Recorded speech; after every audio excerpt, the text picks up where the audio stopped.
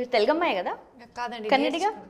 కన్నడిగా అంటే తెలుగు చాలా బాగా మాట్లాడుతున్నారు, వీడియోలో కూడా చాలా బాగా మాట్లాడారు. థ్యాంక్స్ అండి. అంటే ఎట్లా ముందు తెలుసా లాంగ్వేజ్ మీకు? లేదండి, అంటే ఫిలిం కోసం ఇప్పుడు నిజం చెప్పండి, ఇప్పుడు నిజం చెప్పండి. ఖచ్చితంగా ఫిలిం నిజంగా అంటే అంత ఫ్లూయెంట్గా వస్తుందా? అంటే ఒక్క 3 months పాటు వీళ్ళకి అసలు ఏమీ రాదు, ఏమీ రాదు కూడా ఇద్దరికి. 3 months పాటు మేము ఏం చేసామంటే ఫస్ట్ సింగ్ సౌండ్ అనుకున్నాం ఈ సినిమాకి. సింగ్ సౌండ్ అంటే కంపల్సరీ వీళ్ళు లాంగ్వేజ్ మాట్లాడాలి. సో వీళ్ళ కండిషన్స్ కూడా మేము ఏం పెట్టామంటే, సరే బయట నుంచి వస్తున్నారు, మనకి ఇక్కడ వర్కౌట్ అవ్వలేదు, మనకి తెలుగు వాళ్ళు దొరకలేదు, 3 months పాటు మనకి ప్రాపర్గా వీళ్ళు మాట్లాడితేనే చేద్దాం నీలగిరి, లేకపోతే మనకు చాలా రిస్క్లోకి వెళ్తాం అనేసరికి నీలగిరి ఇంకా తీసుకుని నన్ను 3 months వదిలేండి వీళ్ళు నన్ను.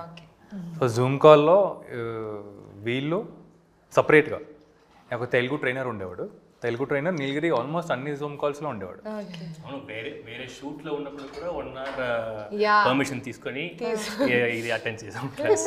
మీకు కూడా ముందు లాంగ్వేజ్ రాదు అసలు? రాదు అసలు రాదు. ఓకే, మీది ఎక్కడ ప్రాపర్? తమిళ్, చెన్నై. తమిళ్, కన్నడ, ఇప్పుడు తెలుగు మనకు వచ్చింది. అంటే తెలుగులో చాలా మంది యాక్టర్స్ ఉన్నారు కదా, వై ఓన్లీ దీస్ 2 people? చాలా మందిని ట్రై చేసామండి. అదే 1500 మా కౌంట్ ఏంటంటే ఆన్లైన్ ఆఫ్లైన్ ఆడిషన్స్ అప్పట్లో సెకండ్ వేవ్.